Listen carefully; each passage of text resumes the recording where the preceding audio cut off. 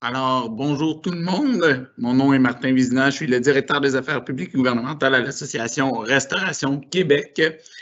J'ai le plaisir, comme à l'habitude, de vous souhaiter la bienvenue à cette série de webinaires. Aujourd'hui, celui-ci va porter sur les modifications entourant la vente et les services d'alcool.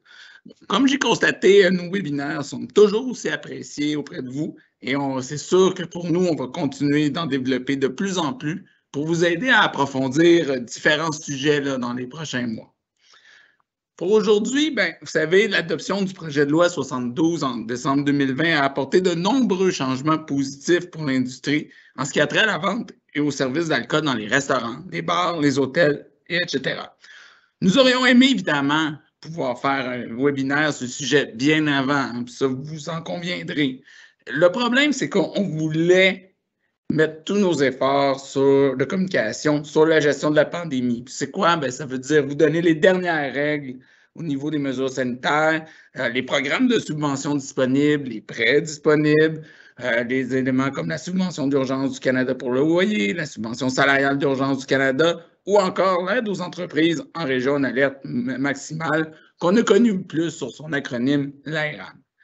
Bien sûr, nous avons quand même communiqué les changements à de nombreuses reprises par le biais de l'infolette, de notre magazine, de nos médias sociaux et de notre site Internet.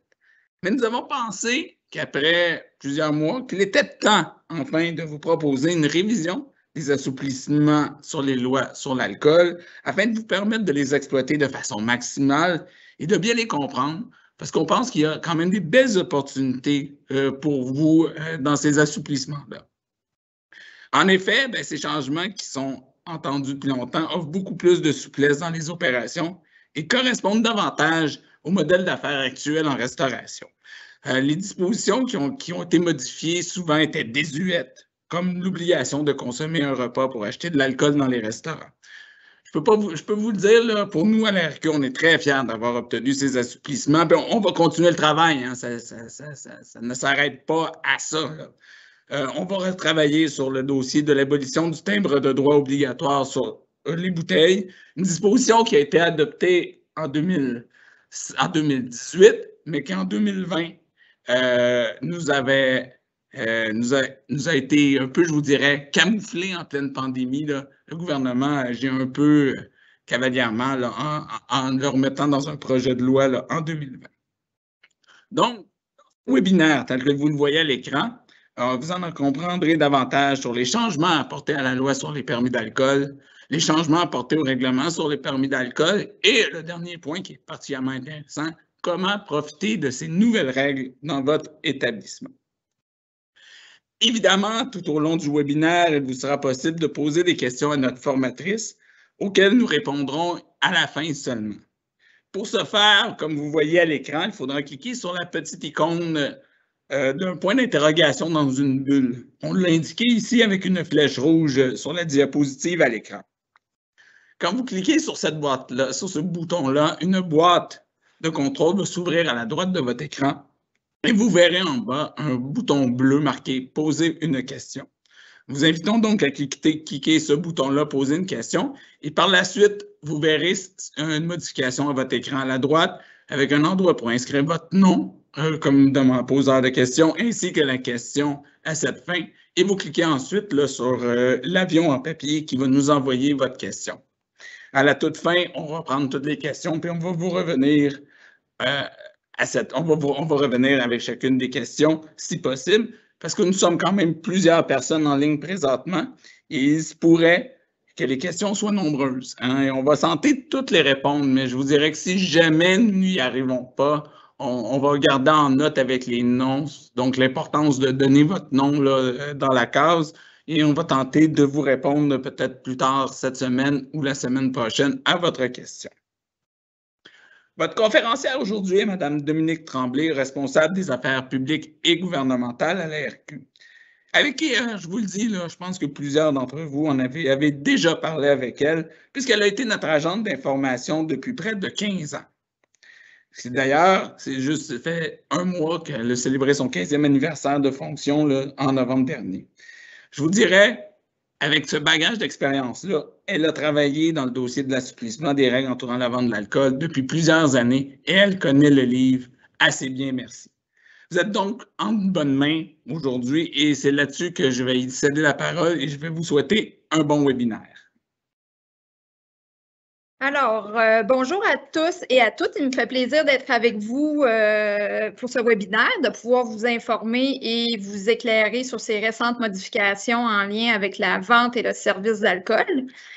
Premièrement, il est à noter que les changements aux règles sont profitables pour tous les types de restauration, mais peuvent cependant différer d'un type d'établissement à l'autre, qu'on pense aux restaurateurs, aux hôtels ou autres. Donc, tout au long de ma présentation, je vous donnerai des exemples de situations pour bien expliquer les changements, ce qui est possible de faire ou pas. Puis je vous dirais, c'est ça, avec toutes ces années-là, passées à la RQ, là, je suis rendue assez bonne pour anticiper les questions qui viennent avec les présentations, les problématiques ou qu'est-ce qui pourrait surgir comme telle ou telle situation. Donc, n'empêche, peut-être je n'aborderai pas certains sujets, certaines questions. Donc, comme vous disait Martin, n'hésitez pas à poser vos questions là, si jamais je n'aborde pas le sujet dont vous voulez traiter. Donc, pour commencer, partons de la base. Les permis de catégorie restaurant et de catégorie bar existent toujours. Par contre, des options peuvent maintenant être ajoutées au permis, à l'exception du permis bar. Ça, il n'y a pas d'option qui vient avec ça. Donc, parlons des restaurants pour commencer. Jusqu'à tout récemment, un restaurant pouvait avoir un permis de catégorie restaurant pour vendre ou encore restaurant pour servir. Le permis restaurant pour vendre vous permettait, en fait, c'est celui où vous avez un inventaire d'alcool sur place, l'inventaire évidemment que vous vendez à vos clients, bière, vin, spiritueux, etc. Celui de catégorie restaurant pour servir, c'était celui qui ne permettait aucun inventaire d'alcool. Dans le fond, vous laissiez vos clients apporter vin et bière. Donc, c'est ce qu'on connaît communément comme les apporter votre vin. Donc, c'était les deux types de permis de restaurant qu'on pouvait demander. Donc, premier changement, ces deux permis ont été fusionnés en un seul et même permis de catégorie restaurant. Mais on y ajoute maintenant des options telles, justement, pour servir, sans mineur, option traiteur, etc. Ainsi, apporter votre vin devient un permis de restaurant avec l'option pour servir.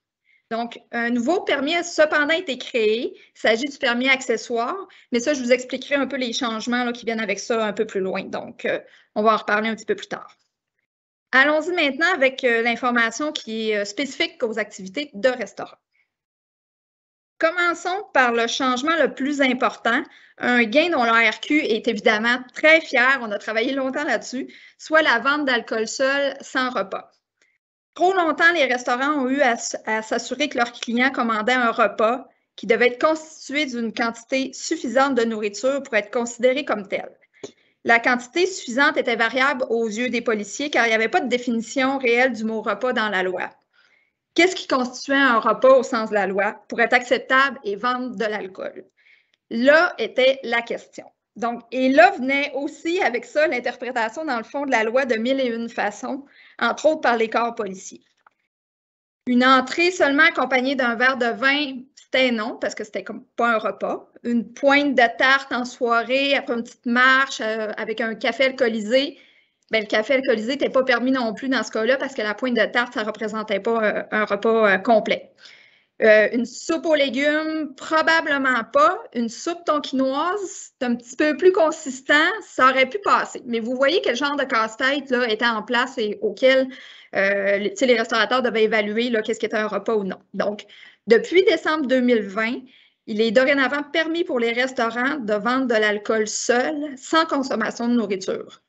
Il y a bien une petite période de suspension par décret de cette autorisation-là en raison des restrictions COVID pendant que les bars étaient fermés pour que ce soit équitable. Mais sinon, là, c'est de retour, vous pouvez le faire, il n'y a pas de problème, c'est en place depuis. Donc, il y a par contre une condition à ce que vous puissiez vendre de l'alcool seul, c'est que la condition absolument nécessaire à respecter dans les restaurants pour vendre de l'alcool seul sans nourriture, c'est avoir une cuisine ouverte et en opération. Donc, par cuisine ouverte, on entend que les clients peuvent y commander de la nourriture, que vous avez le personnel en place pour la faire fonctionner et que vos équipements sont fonctionnels et opérationnels. Donc, vos équipements font la job qu'ils ont à faire. Là. Les frigos gardent froid, les fours ne sont pas brisés. On ne veut pas une cuisine d'apparat, on veut une cuisine qui est vraiment fonctionnelle, opérationnelle. Concernant l'obligation d'avoir du personnel sur place pour la faire fonctionner, ce n'est pas nécessairement toute votre équipe habituelle qui doit être sur place, mais bien au moins qu'une personne puisse opérer l'équipement et faire la préparation des aliments qui seront commandés par les clients. Est-ce qu'en fin de soirée, par contre, mettons, alors que c'est rendu plus calme, votre équipe de cuisine est partie, il resterait juste votre serveuse, gérant qui sont sur place, mais qui, eux, seraient en mesure d'opérer ces équipements-là, d'aller préparer la nourriture que les clients commandent. Est-ce que ce serait possible que ce soit eux qui le fassent?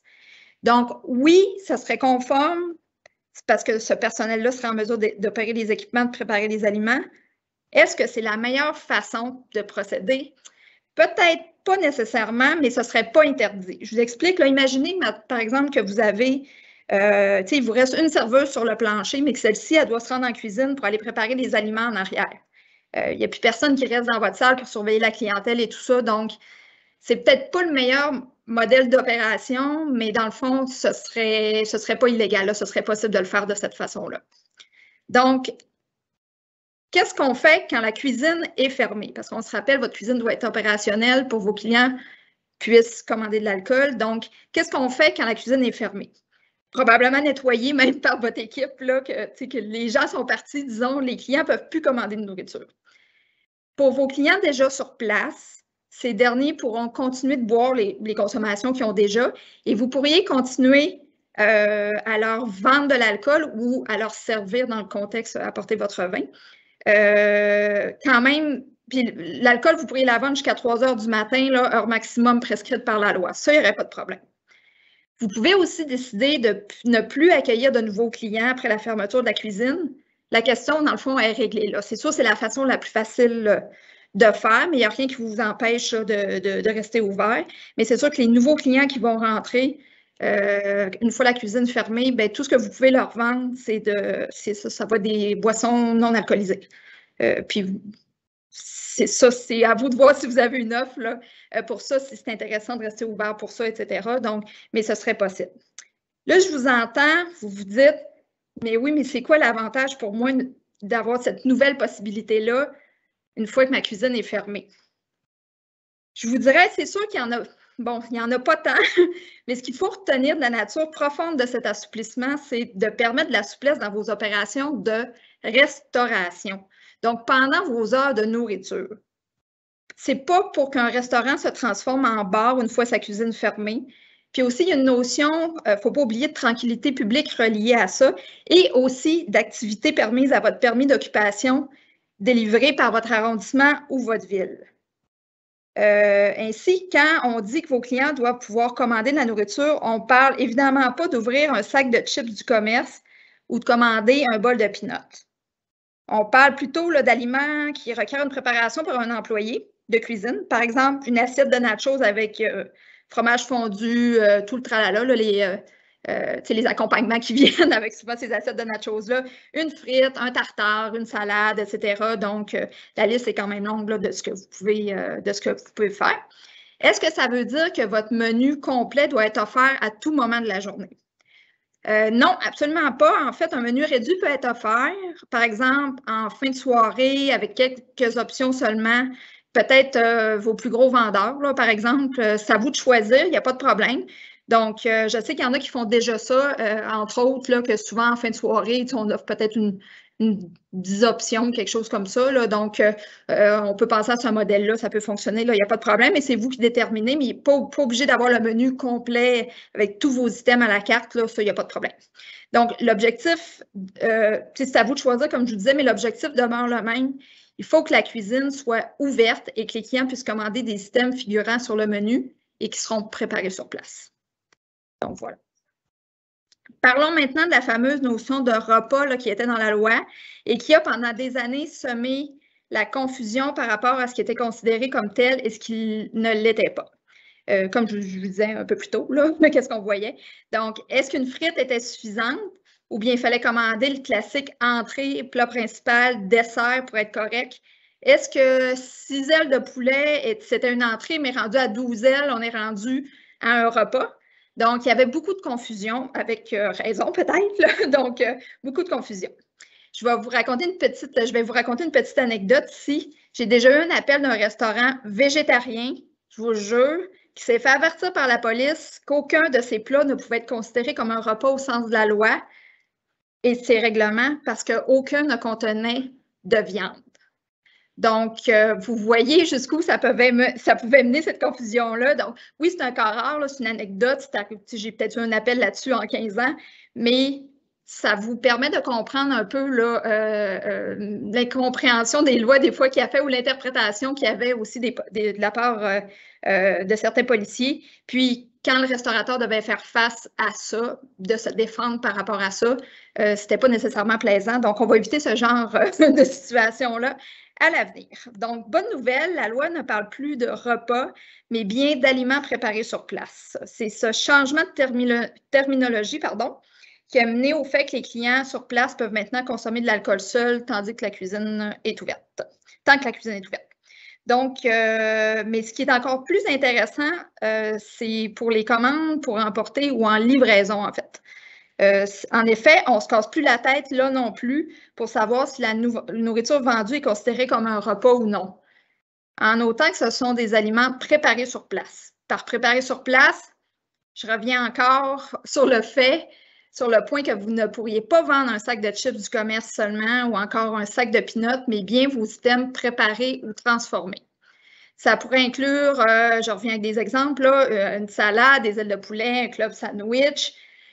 Même confectionné sur place, ça pourrait même aller jusqu'au pain que vous auriez fait de A à Z sur place. Mais là, pour l'exemple du pain, je vais vous demander de faire attention un peu parce qu'on tire un peu sur l'élastique, disons.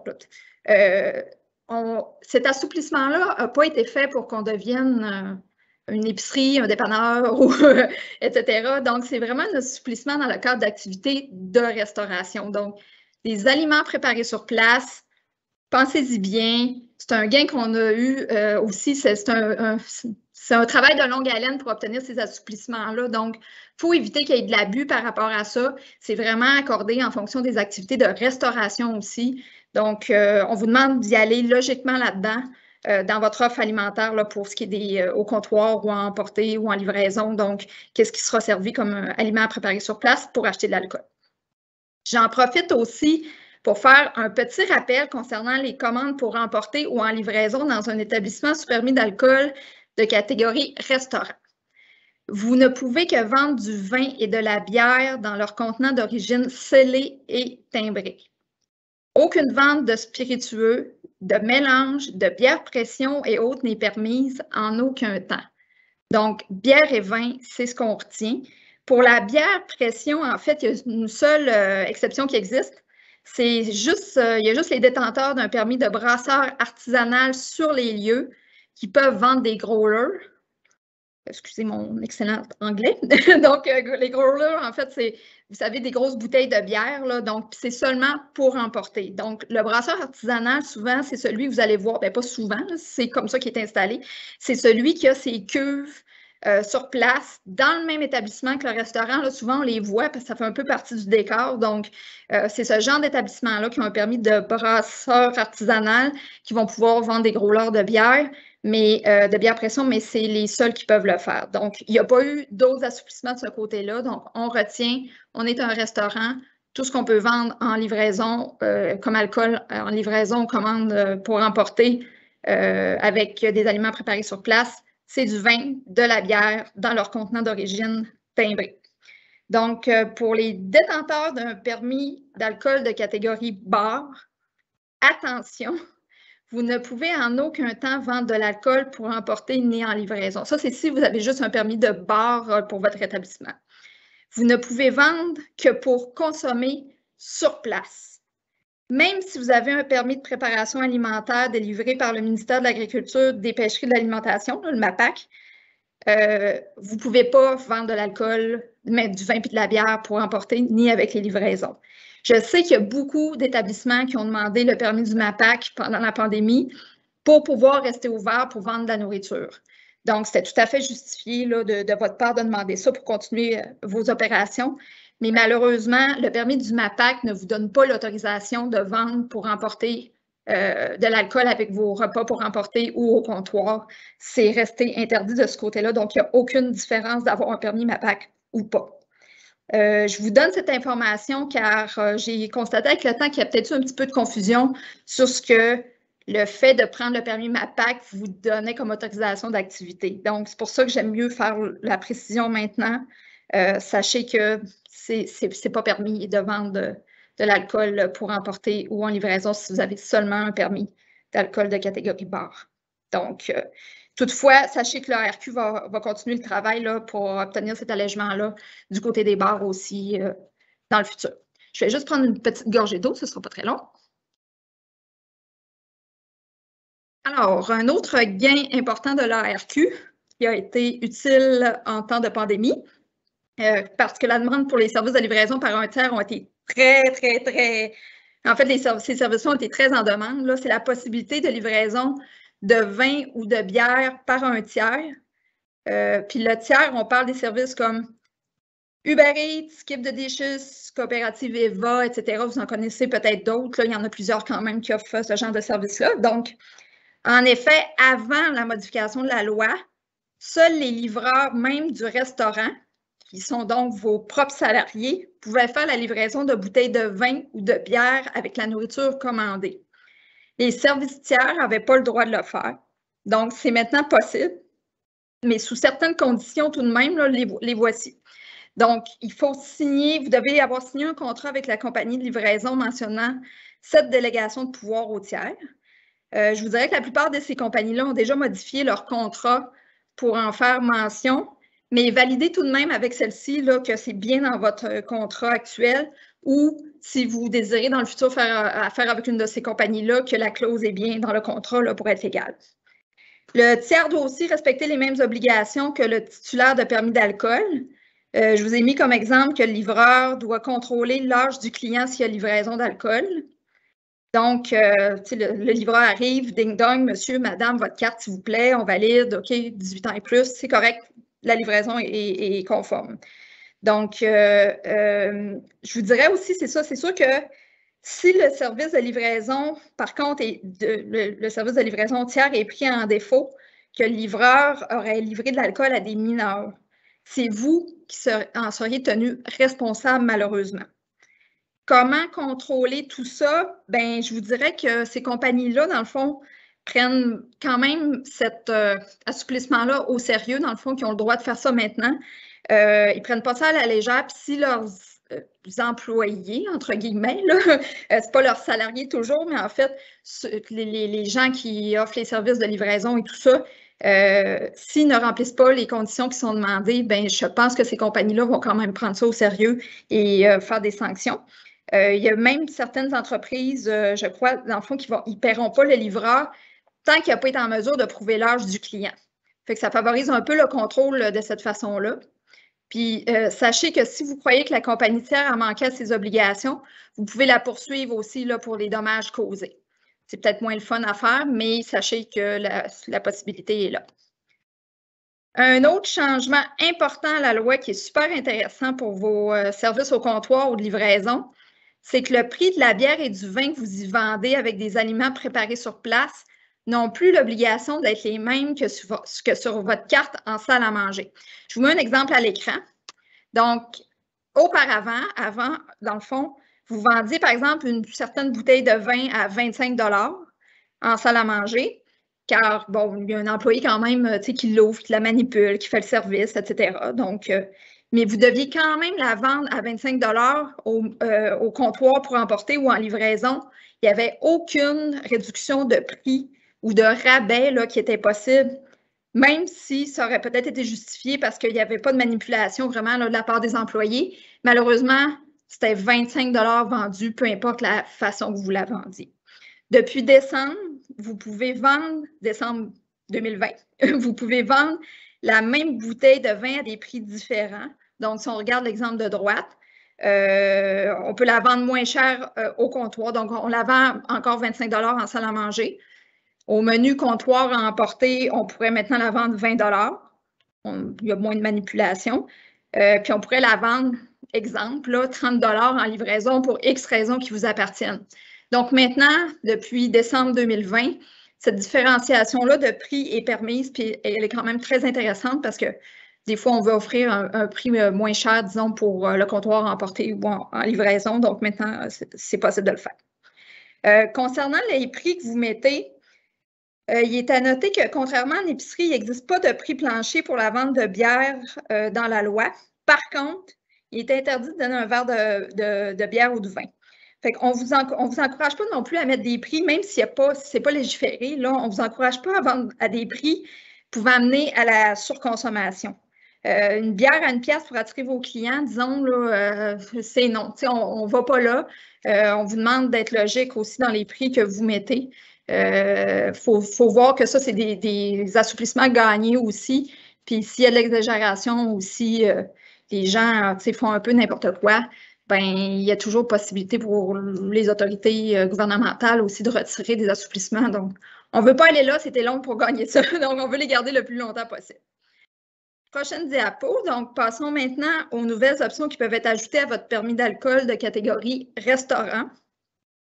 C'est ici que vous ajouteriez l'option pour servir si vous êtes un restaurant de type apporter votre vin. Il est à noter que vous ne pouvez toujours pas avoir la double vocation, soit vendre et servir. C'est soit on vend, soit on sert. C'était comme ça avant, c'est jamais les deux en même temps à la même place. On est soit à apporter votre vin ou on ne l'est pas. Donc, ça, c'est clair là-dessus. L'autre option, celle sans mineur, vous pourriez être un restaurant réservé aux 18 ans et plus.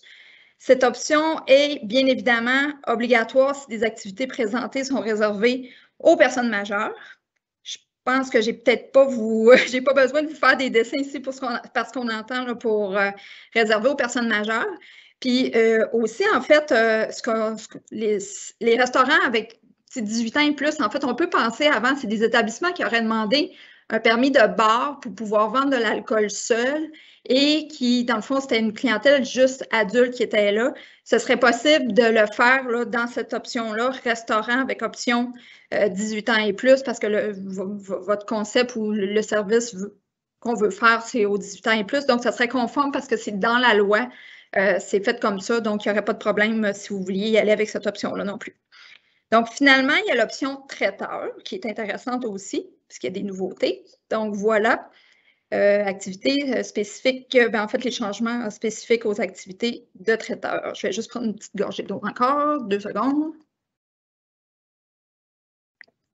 Voilà. Donc, les titulaires d'un permis d'alcool de catégorie restaurant et qui font des activités de traiteur peuvent maintenant tout simplement ajouter l'option traiteur à leur permis d'alcool. Ceci permet de vendre et de servir de l'alcool lors des événements à l'extérieur de l'établissement pour lesquels ils font le service de traiteur sans avoir à demander des permis de réunion à chaque fois, comme par le passé. Donc, c'est très intéressant, là, cette nouvelle option-là. Plusieurs conditions, évidemment, doivent quand même être respectées. Là, les voici, vous les voyez à l'écran. Vous devez avoir un contrat de traiteur signé avec le client. Bon, ça va de soi. Vous devez, lors de l'événement, afficher une photocopie de votre permis d'alcool. Les bouteilles utilisées et servies lors de l'événement doivent être timbrées. Donc, ça, il n'y a pas de gros changements. Un membre du personnel doit demeurer présent jusqu'à la fin du service d'alcool. À la fin du service d'alcool, le titulaire doit détruire le contenu de toutes les bouteilles entamées de bière, vin, cidre, etc. Les bouteilles entamées de spiritueux peuvent cependant revenir avec le titulaire de permis, donc vos bouteilles de vodka, de rhum, de Tia Maria. Vous pouvez les ramener avec vous. Donc, vous devez aussi rapporter les bouteilles non entamées. Donc, par exemple, les bouteilles de vin qui ne sont pas ouvertes encore, vous les ramenez avec vous. Je vous donne un exemple. Vous faites une activité traiteur dans un mariage. Votre personnel est sur place jusqu'à la fin de l'événement si les activités continuent à boire jusque-là. Une fois l'événement terminé, on vide les bouteilles de vin ou de bière ouvertes là, qui sont sur les tables. On repart avec les bouteilles fermées.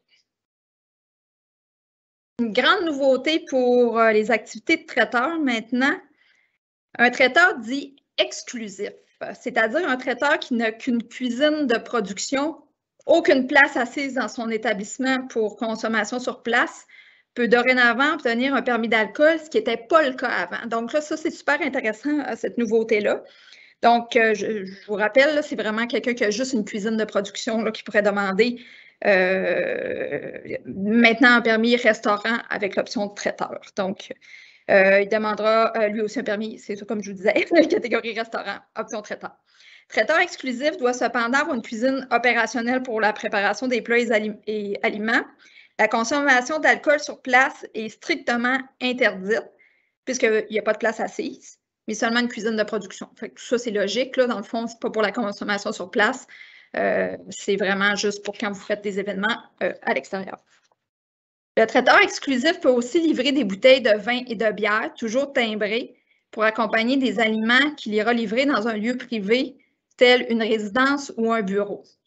Aucun de ses employés n'a besoin de rester sur place dans ces situations-là. Donc, vous êtes un traiteur exclusif, vous avez par exemple une commande à livrer au siège social d'une compagnie pour leur repas de Noël des employés. On va éviter le mot party de Noël encore cette année parce qu'on n'est pas tout à fait là, on n'est pas de retour là encore. Donc, mettons un repas de Noël des employés. Vous pouvez leur vendre aussi vin et bière avec la nourriture commandée. Dans ce cas-là, vous allez livrer la nourriture avec la bière ou le vin et là, vous livrez, vous repartez tout de suite, aussi simple que ça, il n'y a pas d'autres obligations. Passons maintenant aux changements spécifiques aux activités des établissements d'hébergement comme les hôtels, motels, auberges et autres. Changement bienvenu pour ces établissements est la consommation d'alcool dans les aires communes, ce qui était interdit auparavant. Dorénavant, les clients peuvent consommer des boissons alcooliques qu'ils ont achetées sur place, donc chez vous. Bien important ce point. Donc, le client ne pourra pas ouvrir, par exemple, une bouteille de vin qu'il aurait acheté à la SAQ ou à l'épicerie, arriver dans votre lobby, s'installer sur le bord de la piscine, puis ouvrir sa bouteille puis la boire. Si vous voyez que le client fait ça, vous l'obligez à aller la porter à sa chambre où il pourra la consommer plus tard, parce qu'on espère qu'il revienne dans nos établissements pour acheter l'alcool qu'il va consommer dans les aires communes. Ce qui est permis, qu'il consomme sa bouteille dans la chambre, parce que la chambre, à ce moment-là, est considérée comme le domicile du client au niveau de la loi. C'est ce qui fait qu'il peut consommer de l'alcool de l'extérieur dans sa chambre. Les boissons doivent provenir uniquement, celles qui vont pouvoir consommer là, dans les aires communes, donc doivent provenir uniquement de votre bar, de votre restaurant, d'une machine distributrice ou du minibar d'une de vos chambres. Machine distributrice d'alcool, je vais vous expliquer parce que c'est sûr que c'est pas, on n'en voit pas nécessairement partout, fait qu'il y en a peut-être qui connaissent, qui sont pas familiers avec le concept, là, qui se demandent comment ça fonctionne. Dans le fond, c'est une machine distributrice régulière, comme une machine de boisson gazeuse, mettons. Mais il y a une obligation de contrôler évidemment l'âge des acheteurs, par exemple, en vendant des jetons à l'accueil aux 18 ans et plus seulement, évidemment, qui seront ensuite utilisés pour payer à la distributrice. Donc, vos clients viennent vous voir à l'accueil, votre préposé à l'accueil, etc. Ils achètent des jetons pour la machine. C'est avec les jetons qu'il va payer. La machine ne prend pas d'argent, ne prendra pas les cartes de crédit, etc. C'est vraiment les jetons là, qui vont pouvoir permettre d'acheter dans cette machine-là. Vous ne pouvez donc pas vendre directement les boissons au comptoir d'accueil, quand on revient au sujet des aires communes là, ou dans le lobby, par exemple. À moins d'avoir une machine distributrice, bien sûr, là, comme mentionné précédemment. Donc, les ventes doivent se faire soit dans votre restaurant, soit dans votre bar ou sur une terrasse sous permis d'alcool qui va être associée à votre restaurant ou votre bar, évidemment. Donc, on ne pourrait pas, par exemple, alors que votre restaurant, votre bar est fermé, vendre des cafés alcoolisés à l'accueil d'un hôtel, par exemple, en soirée ou en fin de soirée ou dans la nuit quand vos restaurants, bars sont fermés. Malheureusement, vous ne pouvez pas vendre de l'alcool ailleurs que ces établissements-là sous permis. Les boissons doivent aussi être vendues en portions individuelles seulement. Donc, un verre de vin, une pinte de bière, etc. Donc, les clients ne peuvent pas s'installer dans le lobby, comme je vous disais. Mais même tantôt, on parlait des bouteilles d'acheter de l'extérieur, là, mais ils ne pourraient pas acheter une bouteille de vin au complet dès le départ et aller s'installer sur le bord de votre foyer dans le lobby avec la bouteille de vin. Donc, c'est malheureusement ou heureusement, là, c'est les vins, c'est des portions individuelles, comme je disais. Comme vous voyez à l'écran, on vous a mis des exemples de lieux considérés comme communs. Et ne sont pas la piscine, hall d'entrée, salon, aménagement extérieur qui ne sont pas une terrasse, etc. Et ne sont pas inclus dans ces lieux, vous le voyez tout de suite en dessous, les toilettes, stationnement, couloirs, escaliers, vestiaires ou autres lieux du genre. Évidemment, ce n'est pas des aires où la consommation là, sera permise. Vraiment, vous fiez plus à la liste précédente là, des aires communes, à quoi ça peut ressembler. Voici toutes les conditions à respecter pour la consommation dans les aires communes. Lors de la demande de permis ou de modification au permis d'alcool, vous devrez identifier les aires communes qui sont visées, celles où vous souhaitez que les gens puissent s'installer avec leur verre. Donc, c'est important de le faire. Quand vous faites la demande, réfléchissez bien avant de faire la demande, quelles aires vous voulez inclure là-dedans. Est-ce que vous voulez que ce soit votre lobby, votre piscine, le bord de la piscine aussi, etc. Parce que si vous faites une demande, bien évidemment, vous allez pouvoir faire des modifications dans le temps, mais ça demande du temps aussi et de l'énergie et de refaire des démarches, ce qu'on ne veut pas nécessairement. Donc, pensez où vous voulez, quelles aires communes vous voulez faire, pour quelles aires communes vous voulez faire la demande lorsque vous allez demander la modification au permis. Et à ce moment-là, vous allez le faire d'une fois là, en même temps, là, donc pour que ce soit facilitant. Donc, vous aussi, que je suis rendue, bougez pas.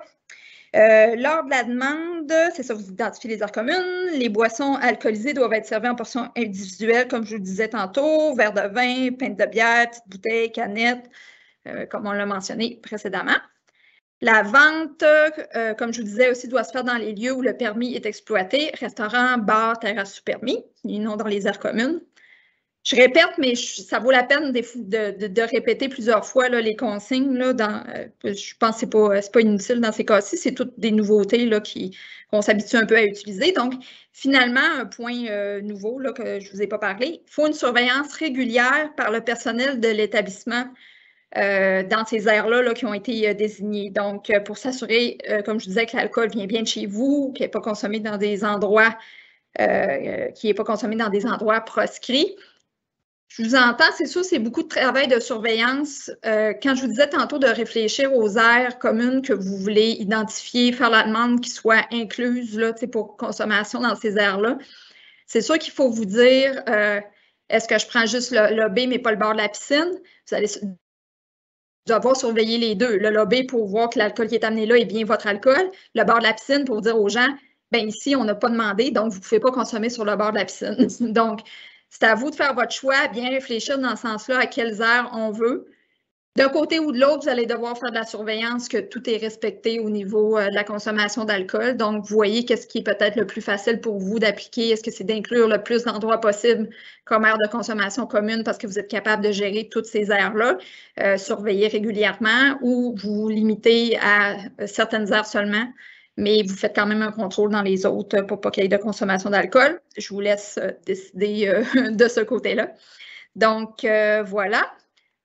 Nous voici rendus au nouveau permis accessoire pour les salles de spectacle, clubs de golf et plus encore, donc ce genre d'établissement-là, mais je vais vous expliquer tout ça aussi. Qu'est-ce qu'un permis accessoire? C'est un nouveau permis pour la vente et le service d'alcool sur place. Ce permis remplace en fait le permis de bar avec particularité qu'on appelait avant. Il était en place avant parce qu'il permettait la présence de mineurs, même si la catégorie du permis en était un de bar. On pense aux salles de spectacle, aux arénas, clubs de golf, stations de ski. C'est le permis qui avait ces établissements pour certaines sections qui permettaient aux adultes de consommer de l'alcool en présence de mineurs. Pensez au gradin d'une aréna, on peut boire un verre pendant que nos enfants sont à côté, sur le terrain de golf, c'est la même chose, même s'il y a des mineurs, les gens pouvaient quand même consommer de l'alcool et tout ça. Donc, c'était ça le permis bar avec particularité, qui devient le permis accessoire. La particularité de ce permis-là, c'est qu'il pourra aussi être demandé, ça c'est une autre nouveauté, là, par d'autres entreprises qui n'avaient pas accès à aucun autre permis d'alcool avant. Je vais vous donner un exemple. On va plus loin, ça va bien vous illustrer jusqu'où ça peut aller. Un salon de coiffure pourrait demander un permis accessoire pour pouvoir vendre du vin à ses clientes pendant leur visite, par exemple. Donc, pendant leur coupe de cheveux, le salon de coiffure aurait le permis, pourrait vendre une coupe de vin à ses clients. Une boutique de vêtements pourrait faire de même pour offrir une expérience à leur clientèle. Aménagement d'un espace, les clients pourraient s'asseoir, consommer de l'alcool pendant leur séance de magasinage. Mais attention, ce permis ne peut être utilisé que lorsque les activités principales du commerce sont en fonction. On arrête de couper les cheveux à 17 h. On ne peut plus vendre d'alcool à 17 h et tout doit être enlevé si la coupe de cheveux arrête. Donc, même chose pour le magasin de vêtements. On ferme à 18 h, on ne vend plus de linge, les clients n'ont plus accès à cette activité-là principale. L'activité de vendre de l'alcool ne pourrait pas continuer, là. Donc, c'est très important, cette limite-là. Donc, ça sera à respecter pour ceux qui demanderaient ce permis-là. Le permis accessoire ne donnera pas plus de droits, par contre, là, soyez sans crainte, là, à des titulaires que d'autres ou que vous là, dans vos établissements. Aucune vente d'alcool ne sera permise entre 3 h et 8 h le matin. C'est la même chose pour tous nos autres titulaires de permis. Par exemple, comme c'est le cas, c'est ça, pour restaurants, bars, etc., pas le droit de vendre aux mineurs non plus, bien évidemment. Ce permis peut lui aussi venir avec des options, soit celle sans mineurs ou même l'option pour servir. Oui, techniquement, le salon de coiffure pourrait demander l'option pour servir, fait qu'il laisserait les clientes amener leur bouteille de vin pendant qu'ils se font couper les cheveux. Cependant, pour les nouveaux demandeurs de ce type de permis accessoires, autres que peut-être les stations de ski, clubs de golf, etc., là, si on est plus dans des activités normales, je vous encourage fortement à vous informer si vous avez peut-être des projets d'affaires qui essaient d'ouvrir d'autres types de commerces, là. C'est de vous informer d'abord auprès de votre municipalité pour voir si celle-ci vous autorisera à avoir un permis accessoire et ce, avant même toute démarche auprès de la régie. Commencez pas par faire une demande de permis à la régie. De toute façon, ça vous prend l'approbation de la municipalité pour avoir le permis d'alcool, donc ça vous prend l'autorisation. Il est possible qu'il y ait des zonages municipaux qui ne permettent pas ce modèle d'affaires-là. Donc, même si vous voudriez avoir un salon de coiffure avec une option pour vendre ou pour servir, ça se peut que votre arrondissement ou votre ville dise non, nous, on vous donne un permis, vous avez un permis d'occupation pour une activité de salon de coiffure, c'est tout, il n'y a pas de vente, il n'y a pas de service d'alcool là-dedans. Donc, ce n'est pas un automatisme que tout le monde va pouvoir le demander. Mais c'est une nouvelle possibilité. Il y a des nouveaux modèles d'affaires. On est plus moderne dans nos activités, dans nos activités aussi, dans nos activités commerciales. Donc, c'est possible, ça ne veut pas dire que ça va marcher automatiquement. Ce nouveau permis-là est effectif depuis le 5 août 2021. Donc, si vous êtes un établissement qui avait le type de permis de bar avec particularité, donc on pense beaucoup les clubs de golf, les salles de spectacle, etc. Donc, vous recevrez votre nouveau permis sous peu. Si ce n'est pas déjà fait, il y en a qui l'ont probablement déjà reçu. En attendant, si vous n'avez pas reçu le nouveau permis accessoire, vous gardez votre permis bien en vue, le permis que vous avez en ce moment papier, là, vous le gardez affiché bien à la vue à l'entrée. Donc, il n'y a pas de problème. Les corps policiers sont au courant qu'il y a une transition qui se fait au niveau de l'obtention du permis papier, si on veut, là, pour afficher le nouveau permis. Maintenant, quelques changements qui s'appliquent à tous. Il est possible, depuis décembre 2020, de demander un permis saisonnier au lieu du permis annuel. Si votre entreprise est en exploitation seulement 6 mois par année ou moins.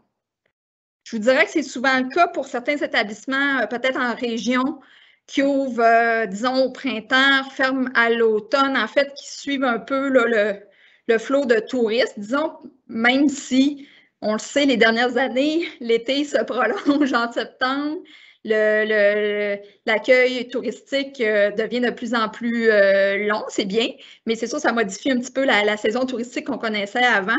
Mais c'est ce genre d'établissement-là qui pourrait bénéficier du permis saisonnier de 6 mois. Si vous avez un permis saisonnier en ce moment, puis si vous avez un permis annuel que vous désiriez changer en permis saisonnier cette année, il est possible de le faire, mais il faut que vous regardiez, vous êtes rendu à combien de jours d'exploitation de votre permis annuel. Si c'est sous la barre des 6 mois, c'est possible encore de faire le changement pour un permis saisonnier. La balance des jours non exploités vous sera remboursée. Par contre, si vous avez dépassé ce point-là de 6 mois d'exploitation du permis que vous avez là, depuis que vous l'avez renouvelé, il ne sera pas possible de faire le changement maintenant. Vous allez devoir le faire lors du prochain renouvellement. Mettez-vous une petite note dans votre agenda électronique, votre téléphone, etc., pour bien penser à faire le changement, sinon dans quelques mois, pour vous rappeler, pour ne pas oublier. Ce qui est intéressant là-dedans, c'est que plusieurs entreprises aussi, c'est une nouveauté aussi, là, je vous dirais que ce n'est pas des cas qui sont très fréquents, mais ça va vous illustrer un peu ce qui est possible de faire. Comme on en est souvent, comme je disais, dans les nouveaux modèles d'opération aussi, ça pourrait peut-être arriver plus dans le futur, c'est que plusieurs entreprises pourraient exploiter des permis saisonniers dans un même établissement physique, en autant que leur période d'exploitation ne se chevauche pas. Par exemple, on a une compagnie qui exploite une station de ski de fond pendant l'hiver pour les activités ski, raquettes, etc. Et quand la neige est fondue, disons, c'est une autre entreprise qui exploite une autre compagnie qui, elle, s'occupe de louer des fat bikes, de la randonnée pédestre au même endroit, etc. Donc, chacune de ces compagnies-là pourrait demander un permis saisonnier qui est propre, dans le fond, à sa période d'exploitation. Le coût du permis de chacun là, sera facturé au prorata là, des jours d'exploitation. Il y a juste un petit détail, les bouteilles d'alcool de la compagnie qui exploite le permis saisonnier actif, il y a juste ceux-là qui peuvent se trouver sur place. Donc, la compagnie qui exploite la période de ski de fond, elle a ses bouteilles sur place. Quand c'est l'autre compagnie qui embarque, on enlève les bouteilles de la compagnie qui s'occupe du ski de fond et c'est l'autre compagnie qui exploite qui apporte ses bouteilles parce qu'elles sont timbrées, évidemment, par rapport à leur permis. Exceptionnellement, dans les cas comme ça, de partage de lieux à des moments différents de l'année, le détenteur du permis qui n'est pas en activité pourra entreposer son alcool restant sur les lieux mêmes, mais dans une pièce fermée sous clé qui ne sera pas accessible au deuxième exploitant. Donc, la compagnie, je reviens avec celle qui exploite pendant la saison de ski de fond, sa saison se termine, on ramasse toutes les bouteilles d'alcool qui restent. Si on veut les entreposer, on a une pièce, on les met là pendant les quelques mois où on ne sera pas en exploitation, c'est barré, il n'y a personne qui a accès. Donc, ça serait permis. Normalement, ça ne le serait pas, mais ça, c'est une petite exception qui a été faite pour cette nouvelle situation-là. Donc, autre changement pour tous, il n'est plus nécessaire de demander une autorisation pour projection de films. Le terme film englobe en fait toute diffusion d'images, si on veut, comme des émissions de télé, des films, des événements sportifs. Donc, plus besoin de demander cette autorisation-là pour projeter des films.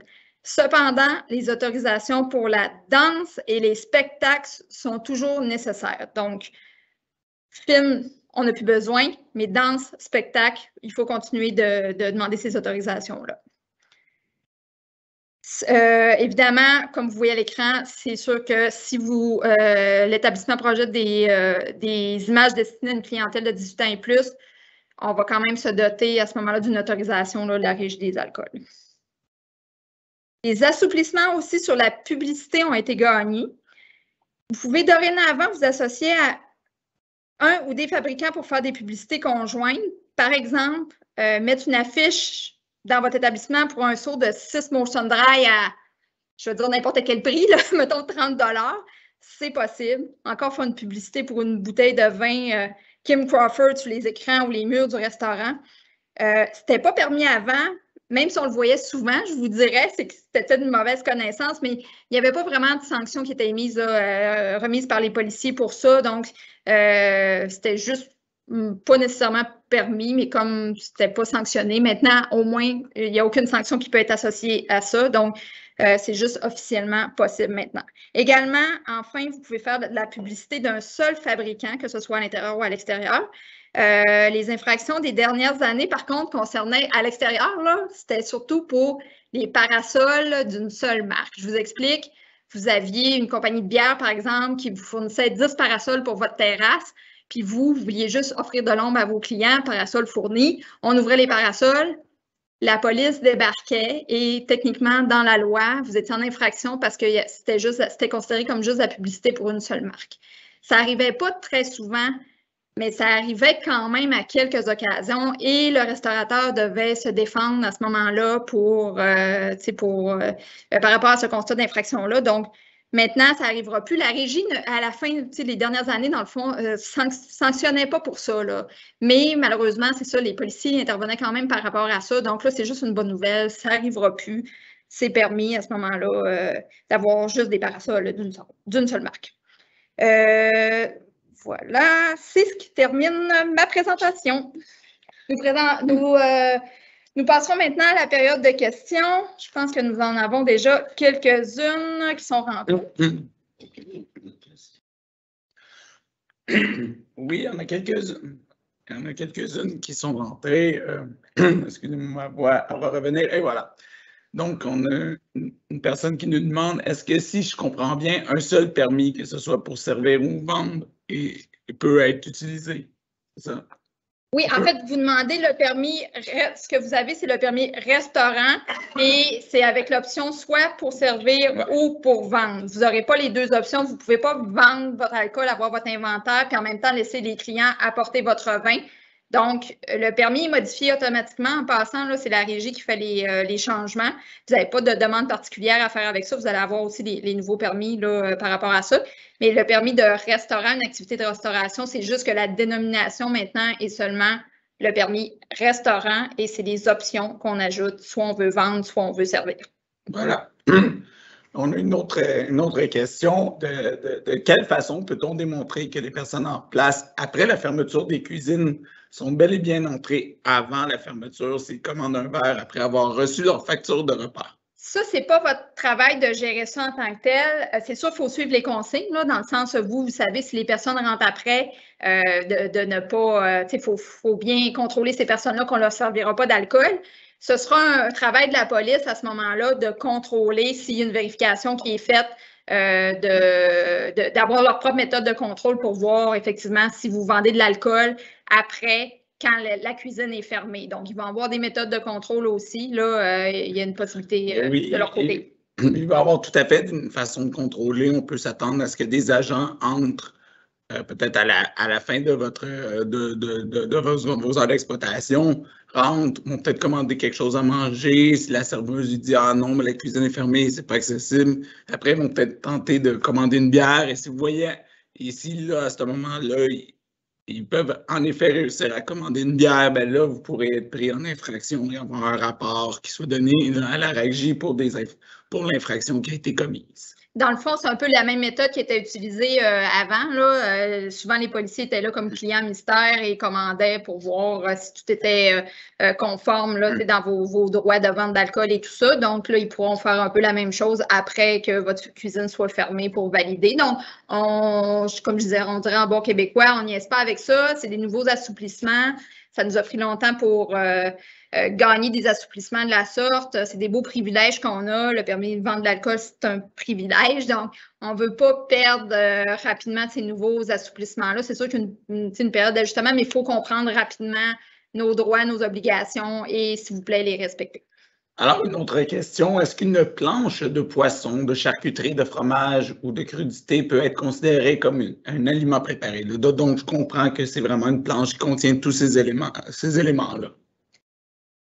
Bien, je vous dirais, on reste dans un droit nouveau, mais s'il y a une préparation qui a été faite, par exemple, pour les crudités, vous aviez eu des coupes qui ont été faites en cuisine. La charcuterie aussi, vous avez utilisé une trancheuse pour trancher des pièces ou vous avez fait vous-même votre charcuterie. Alors là, il n'y a aucun problème. Donc, ça pourrait passer, poisson aussi, s'il y a une cuisson que vous faites, une marinade qui marine le poisson. Donc, ça va compter dans une préparation. Je vous dirais qu'en salle à manger, il y a moins d'enjeux, votre cuisine est ouverte, donc vous allez pouvoir servir. Donc, ça ne compte pas. Mais si vous pensez dans un cadre de livraison, de commande emportée, on est dans le droit nouveau, mais ça pourrait, si vraiment vous êtes capable de démontrer qu'il y a une préparation, là, ça pourrait passer le test de la loi. En effet. Nous avons M. Trottier de chez Julien qui dit « Je suis avant tout un restaurant pour vendre. Une partie de ma salle à manger a un permis de restaurant pour vendre et un permis de bar. Une autre partie a un permis de bar. Est-ce qu'avec les changements apportés, je peux accepter les mineurs du côté bar ou dois-je modifier ma catégorie de permis? » Non, en fait, la catégorie de permis bar reste un bar, ça reste 18 ans et plus. Donc, ça, il n'y a pas de changement. Puis, j'en profite pour vous mentionner, c'est 18 ans et plus pour tout le monde, pour les employés y compris. On ne peut pas avoir un boss boy qui, même s'il se rend juste pour aller débarrasser la table ou une hôtesse qui va, mettons, mineure de 16 ans, elle ne pourrait pas aller dans la section bar là, pour aller reconduire la clientèle. Il faut vraiment que les gens qui travaillent, même si c'est juste vraiment pour 5 minutes à la fois, puis ils ressortent, les mineurs ne peuvent pas travailler dans la section bar. Donc, c'est sûr que là, il y a des options. C'est sûr que vous pouvez vendre. Puis il y a aussi, bien, vu que c'est 18 ans et plus pour la clientèle, des fois, il y en a qui veulent garder cette option-là. Mais là, vous pourriez demander aussi avec permis de restaurant. D'avoir l'option ben là, sans mineur, probablement peut-être dans une partie, là, ça serait à vérifier. On n'a pas étudié vraiment toutes peut-être les catégories qui pouvaient être données, mais si vous voulez garder un permis de bar, 18 ans et plus, etc., donc vous devez garder les deux sortes de permis sur place. Donc, on pourrait, si vous voulez, vous pouvez aussi si vous êtes membre de l'ARQ, vous appelez le service d'information, puis on pourra évaluer plus votre question pointue en demandant les bonnes informations, puis on pourrait vous guider là-dedans, savoir si vous pourriez faire une modification de permis, si c'est intéressant. Ce n'est pas nécessairement pour vos types d'activités que vous voulez. Oui, peut-être que ça le serait. Fait qu'il n'y a pas de problème là-dessus. Contactez-nous si vous êtes membre de l'ARQ. Ça va nous faire plaisir de vous répondre. Alors, pour une autre question de l'auberge, le Cheval Bleu. Si le client achète une bouteille de vin en arrivant, là, je pense qu'on est dans les auberges, donc les aires communes, je présume. Donc, le client achète une bouteille de vin en arrivant en après-midi, il veut juste un verre et finir sa bouteille pendant son souper. Est-ce possible? Je vais présumer de votre question, mais je vais vous dire que si c'est pour la consommation dans les aires communes, il faut maintenir à des portions individuelles. Donc non, le client ne peut pas s'acheter une bouteille, juste se verser un verre puis dire qu'il va continuer la bouteille plus loin. À moins que vous le faisiez dans le restaurant et que la bouteille reste là, mais je vous dirais, on ne voit pas vraiment de possibilité. Je vous conseillerais vraiment d'aller vraiment pour des vins au verre pour la consommation dans les aires communes. Ça va être plus simple, ça va respecter là, le cadre réglementaire qui est prévu actuellement. Nous avons maintenant Yves Thibault. Nous sommes un centre de golf et nous envisageons d'opérer des simulateurs de golf intérieurs durant l'hiver. Qui seraient installés dans leur salle de banquet. Serait-il permis de vendre de l'alcool en vendant uniquement des sandwichs s'il y a du personnel en cuisine? Bon, je vais vous donner une idée. Il faudra voir si vous êtes admissible au permis accessoire, c'est peut-être quelque chose à valider avec la Régie des alcools, des courses et des jeux. Bien, peut-être vous allez tomber dans ce type de permis. Donc, il n'y aura pas de notion vraiment des sandwichs. Et tant que vos simulateurs de golf fonctionnent, ça va être ça le critère pour pouvoir vendre ou non de l'alcool dans ça. Mais je vous prierais peut-être de contacter la Régie juste pour être sûr si vous qualifiez là, pour le nouveau permis accessoire. Est-ce que, toujours l'auberge de Cheval Bleu, alors deuxième question, est-ce qu'il faut faire une nouvelle demande de permis pour identifier des aires communes? Je vous dirais que oui, il faut faire une nouvelle demande à la Régie. C'est un frais modique, c'est 50 $. Est-ce qu'on a pu connaître qui est demandé? Donc, vous avez juste à identifier vos aires communes pour y arriver. C'est des frais administratifs, ce n'est pas pour frais par aire commune ou etc. C'est un frais administratif de traitement, là, de changement de la demande.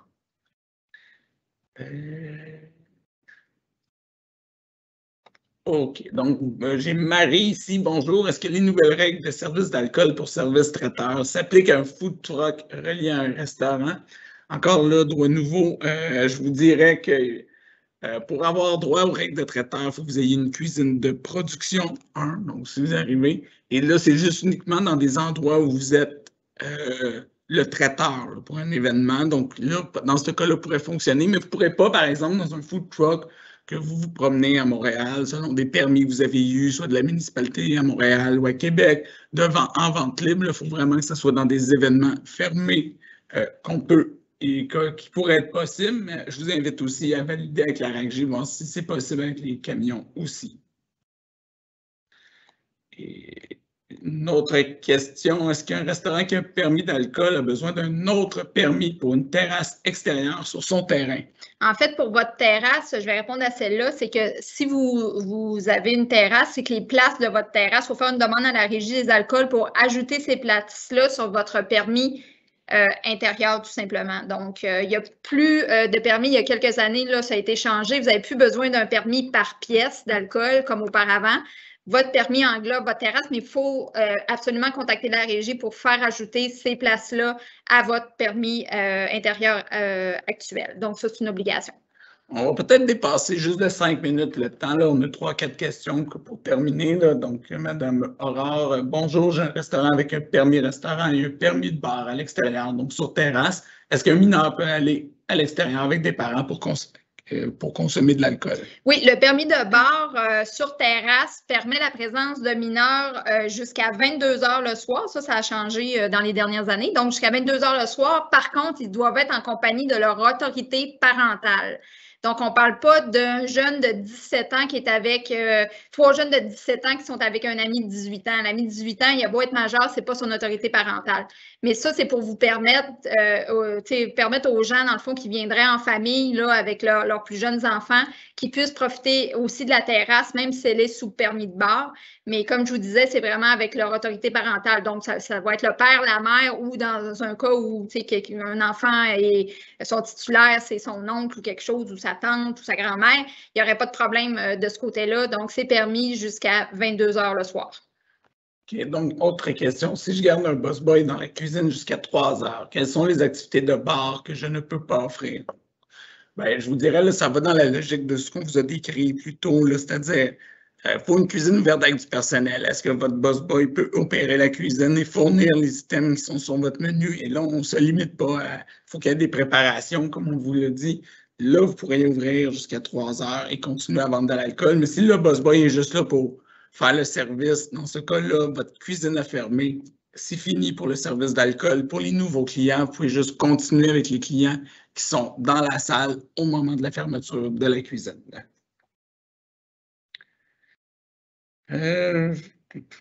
Attendez.